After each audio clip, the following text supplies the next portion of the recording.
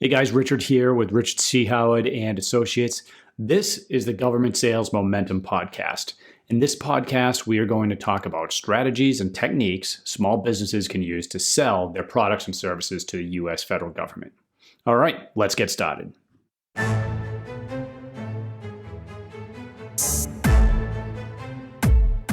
Hey guys, Richard here with Richard C. Howard, LLC, and the Government Sales Momentum Podcast. And today I want to talk a little bit about the relationship game involved with selling to the government. I talk to companies all the time, and they're telling me about the problems they have selling to the government, or just not understanding the process, or they're going through the federal acquisition regulation and trying to get a grasp of that, or maybe they're just frustrated that they can't get their foot in the door. On the government side, we knew it could be challenging for small businesses to sell to the government, which is why we have a lot of programs for small businesses. But it wasn't until I retired and got into consulting that I really understood some of the real frustration out there that companies are having trying to navigate the process. Frankly, after talking with so many businesses, I'm surprised most businesses don't run screaming in the other direction when they really start looking into the process involved and the timeline involved. But what keeps businesses in the government sales game is, despite the long timelines and some of the frustration, is the end result can be a very secure, very lucrative contract for their business. And a lot of companies end up pivoting from commercial sales to just government sales.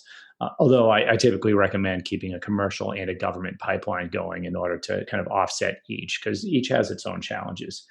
But today I wanted to really address influence and networking, and like I said previously, that relationship game, right? It can almost seem counterintuitive, right? Because the federal acquisition regulation goes to great lengths to make sure that there is no undue influence, right? That there's no, the general officers aren't retiring and directing that, the government put companies that they're interested in on contract, or that businesses aren't going and spending money on elaborate dinners and giving gifts to try to get contracts. And those things are illegal. And I'm definitely not talking about that when I'm talking about influence, because there is certainly legal means to go and influence requirements to your favor, essentially.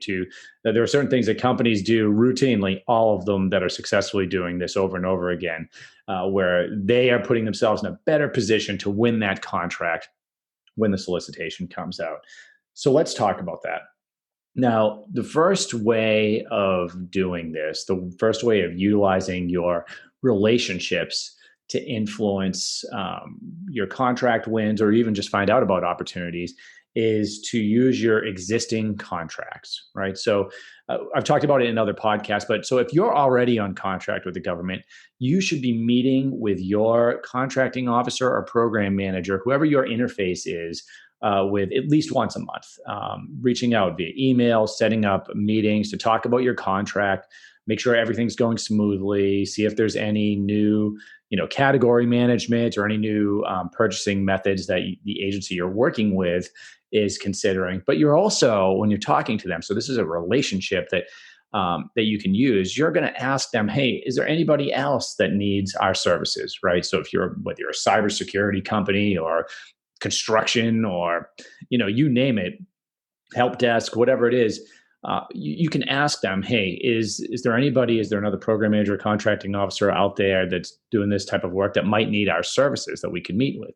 And the answer might not always be yes, but I'm here to tell you that the acquisitions community within the government is actually a pretty small community, meaning it's not government wide. Most people in the government don't have any authority to put a company on contract, and most people in the government aren't managing those contracts, right? So typically we kind of know each other and know where to send folks. So you can actually generate a lot of leads just by asking the question, who else would be interested? Or if you don't know of an active opportunity, like, are there any other offices that kind of manage these type of programs? You can get a lot of great contacts that way and learn and get some great leads. So that's one. existing contracts and really using those resources and those relationships that you already have and cultivating those to find new leads. Now, another thing that you can do is kind of rely on other companies, right? So, most businesses, when they're approaching government sales, are consistently doing that, have some type of subcontracting mechanism, right, or pillar of their sales. So, and we routinely see kind of the large businesses even flip flopping from being a prime and being a sub, depending on what the opportunity is. So, part of your plan should be, taking opportunities and reaching out to other companies and submitting with them.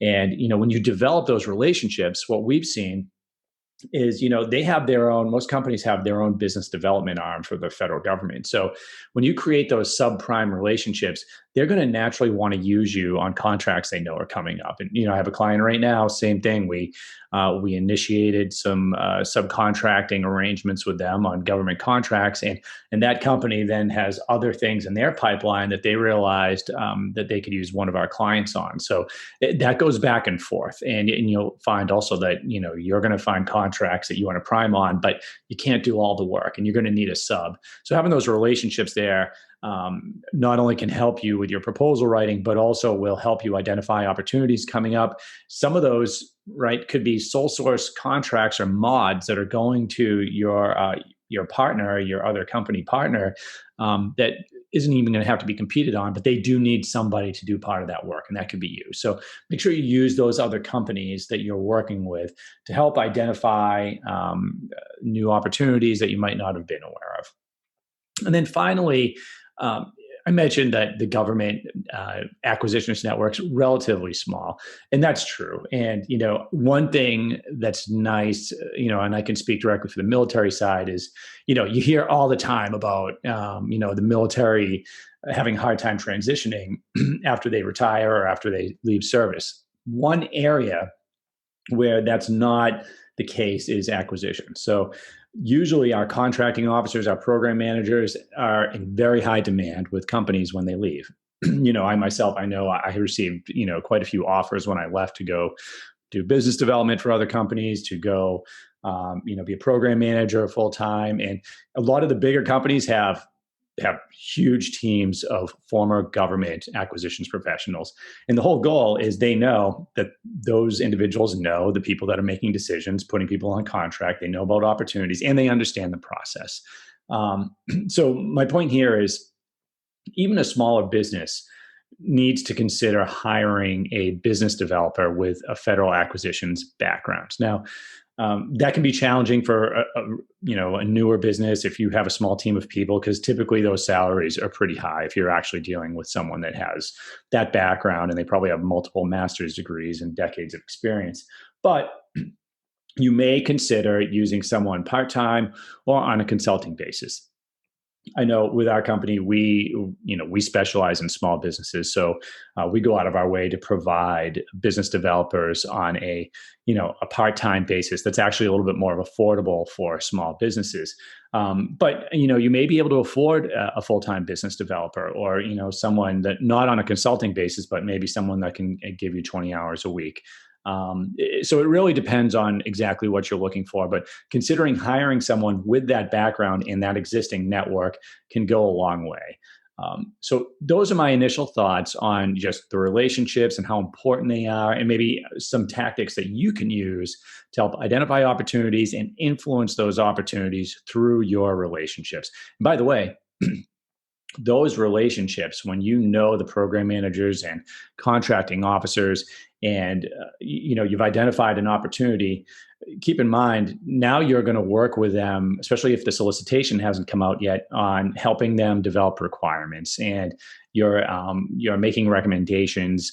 You are advising them on maybe the technical details of an upcoming opportunity. So all of those things are going to go into your favor when a solicitation actually comes out. And a lot of companies manage to arrange a sole source contract, or maybe using another method of getting on contract with the government that they weren't aware of, like a broad agency announcement, a BAA.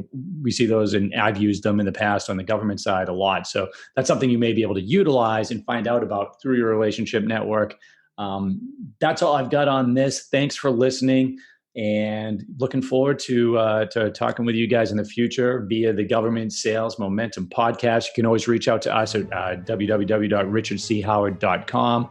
Fill out a consultation form if you want to talk to me, one of my subject matter experts in the consortium.